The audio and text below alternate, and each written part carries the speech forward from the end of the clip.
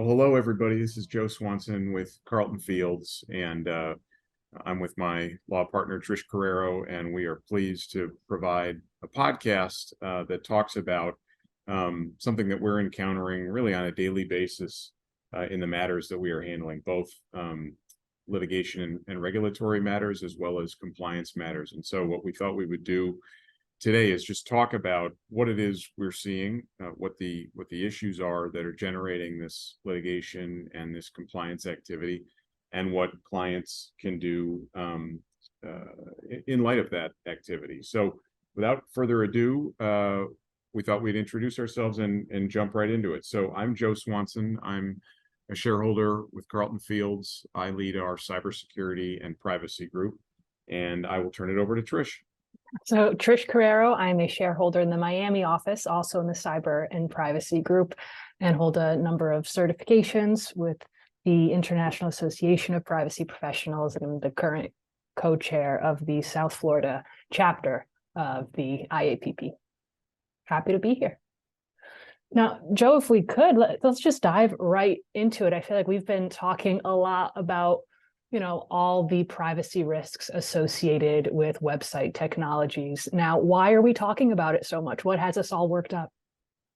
So we're talking about it, Trish, for a variety of reasons, and really a number of data points, I think, hammer home why website technologies have become such an important issue from a privacy standpoint. The first, significant data point in this space was Sephora's $1.2 million settlement with the California Attorney General, which was announced August of last year, based on Sephora's alleged failure to process opt-outs of cross-context behavioral advertising, including respecting global privacy control signals. So this was an enforcement action brought by the California Attorney General under the California privacy law that has been in effect since 2020, and that was updated and took effect January 1st of this year. And among the allegations were those that I've just recounted, along with alleged failure to disclose that personal information was being sold to third parties. That personal information included location information, items in shopping carts, things like that, that according to the Attorney General were being sold without proper notice, without proper consent, and to aid Sephora and third-party advertising companies. So, Trish, that was a significant data point in this whole space. Followed shortly thereafter by settlements between the FTC on the one hand and GoodRx, $1.5 million, and then the FTC and a company called BetterHelp for just under $8 million. Both of those were announced earlier this year in 2023, and those enforcement actions and the settlements of those related to those companies' alleged disclosure of website users' information and app users' information to advertising providers like Facebook, Google, and the like. So, different enforcement authority than the California Attorney General, but at a high level, based on, again, data collection practices and data sharing practices that, according to the FTC, were inconsistent and or not disclosed at all by these two companies that entered into these settlements. So, Trish, those are a couple of big regulatory markers. I'd be happy to chat a bit about the litigation we're seeing in this space too. Please, yeah. So over the last year or so, maybe 18 months, there's really been a spike in class action litigation focused on website technologies and whether they've been appropriately disclosed, whether there've been sufficient consents, those sorts of things. One vein of this litigation involves the Video Privacy Protection Act, which is a statute from 1988 that prohibits the disclosure of a person's video viewing history with a third party. That act has been repurposed by the plaintiff's bar to allege against dozens of companies in the media space and elsewhere that those companies are sharing information about website users video viewing habits with third parties. So the kind of paradigmatic set of allegations is that a user or visitor to a company's website may watch a video on that website, and unbeknownst to the website visitor, that the information that visitor has watched that video, and identifying information about that visitor, say their Facebook identification, for example, is shared with Facebook or shared with other third parties in furtherance of advertising. And again, the allegation is that that is a violation of this Video Privacy Protection Act. And it really has focused thus far on the use of Meta's Pixel, which is code embedded on a website that shares information with Meta about website users. And it's been the predicate for dozens and dozens of these class actions. It is that same underlying technology that has also prompted a wave of class actions against healthcare providers, the theory being that the use of the Meta Pixel and the alleged sharing of information about a website visitor with a third party, in this case Meta, runs afoul of the privacy protections afforded by HIPAA. And while HIPAA does not have a private right of action, there have been a number of lawsuits against healthcare companies that allege that this violation of HIPAA gives rise to a variety of claims, common law claims, unfair and deceptive trade practices claims, those sorts of things. And so we've really seen a spike there.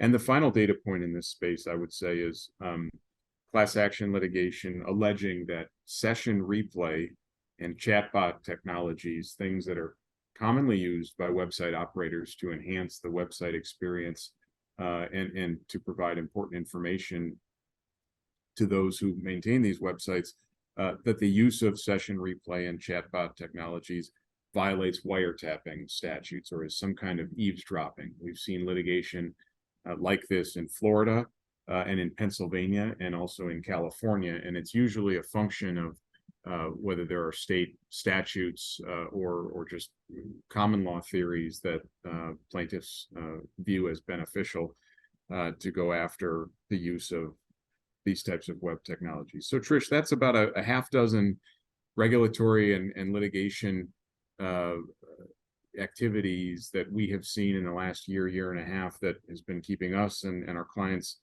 busy and shows no signs of slowing down. Now, that's all the kind of doom and gloom from a enforcement and risk standpoint. The good news, Trish, is that there are things that can be done to get your arms around this risk and try to mitigate it. And so with that in mind, I wanted to turn it over to you and ask what you are seeing with your clients and what you're counseling them to do to try to deal with this risk. Yeah, absolutely. And I think we can think of it in 3 steps, right? It's figuring out what you have going on, assessing any potential gaps in that and what rules would apply, and then figuring out, okay, so what do we do now, right? So step 1, the inventorying, right? Figure out what technologies are in place, what settings are set on whatever technologies you have on your website. What data is being collected? How's it being used? Is it being disclosed? You know, that can vary with the type of settings that you have set up with any of these vendors. And so really diving in and figuring out what are we doing is step 1. And starting those conversations internally, right, with your marketing department, who might say, hey, everyone does this. And we can accept that and say, absolutely, let's talk about what that means now with how privacy has developed. Right? And then taking a look at what are those settings and what practices do we have in place related to what we're doing. So taking a look at what we're triggering potentially from privacy laws and regulations, then taking a look at, okay, well, here are privacy notices. Here are the consents we're gathering. Do we need to reconsider that? And then what contracts do we have in place, right? There's an increasing stress on having particular contractual provisions in place when you are sharing information that you're collecting via your website or running certain technologies on your website. If you want to say, hey, this person is a service provider or a processor for us, then we're going to look at that contract and say, well, does the contract structure the relationship in that way? And then once you have those in mind, given the risks that you've just talked to us about, Joe, okay, should we make adjustments here, right? That doesn't mean that we necessarily think that law requires X, Y, or Z. It means, hey, plaintiffs are saying this law requires X, Y, Z. Do we want to make some adjustments, even if they're wrong? But that helps reduce some risk there, right? So taking a look at maybe adding more disclosures, maybe adding more consents into your process and balancing that against the user experience. Because obviously you can put everything behind notices and disclosures, but you have to think about, well, does that work operationally for our business? So I'd say the balancing is the ultimate question at the end that leads us to how do we address these risks?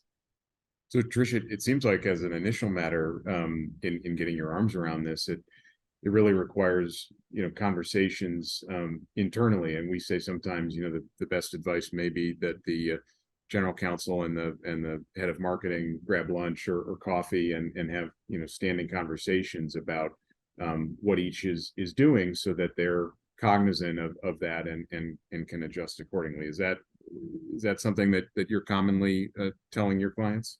Absolutely. Step one is just everybody communicating and being on the same page. And I think part of that comes with privacy does not have to be something that stops business, right? That is not the goal here. The idea is that whoever is in charge of privacy compliance works with the business and moves the business forward, right? Privacy builds trust with customers, and that garners more business. And privacy compliance can be structured in a way that it grows business. It doesn't have to hamper the business. It sounds like it could be a differentiator for businesses relative to their peers. Trish, is one of your takeaways, right? Absolutely. And I would say also taking a look at the terms of use that you have people accepting and how they're accepting it, because disputes arise, and making sure you have those class action waivers and arbitration provisions in place can be really helpful for establishing a process where disputes can be resolved fairly, but not setting up disputes in a way that fuels plaintiffs' firms to jump in and try to drive up fees for themselves instead of actually fixing the problem. So Trish, as we kind of step back and provide our listeners here with some takeaways. I mean, for my part, I would say, to state the obvious, that privacy has just grown in importance, certainly in the United States. And you see this with the passage of more and more privacy laws in various states. It seems like there's a couple of states passing an omnibus privacy law each week, and that's only going to increase and possibly hasten some kind of federal response. But in the meantime, this has become a real focus for regulators, the FTC, the OCR, which administers HIPAA at the federal level, and then the state regulators, particularly in locations like California. They're very serious about privacy compliance, and so is the plaintiff's bar. And I think that's only going to increase as these laws proliferate, and as some of these lawsuits, gain some traction or are not easily dismissed, which has thus far been the case, certainly for the Video Privacy Protection Act litigation. A number of those cases have survived motions to dismiss, where the court has to accept the plaintiff's allegations as true, and that can mean costly discovery experience. So I think more to come on the privacy side. And with that in mind, Trish, what are your takeaways for the audience? Yeah, I think it's take stock and consider the unnecessary, right? Have those conversations so you know what's going on with the data and what the requirements may be, and you're building sensitivity within the organization. And then when it comes to the next step, it really is considering the unnecessary, right? Even if plaintiffs are wrong about what they're saying these laws require, we can do some of these things to increase transparency, to build more trust, and to differentiate ourselves from our competition, really. Well, Trish, this has been a great conversation. I appreciate your time, and we will continue to keep our eyes on all of these developments. And we'll be back in touch with the audience as soon as we can. Thanks, everyone. Okay. This podcast is intended for general information and educational purposes only and should not be relied on as if it were advice about a particular fact situation. The distribution of this podcast is not intended to create, and receipt of it does not constitute an attorney-client relationship with Carlton Fields.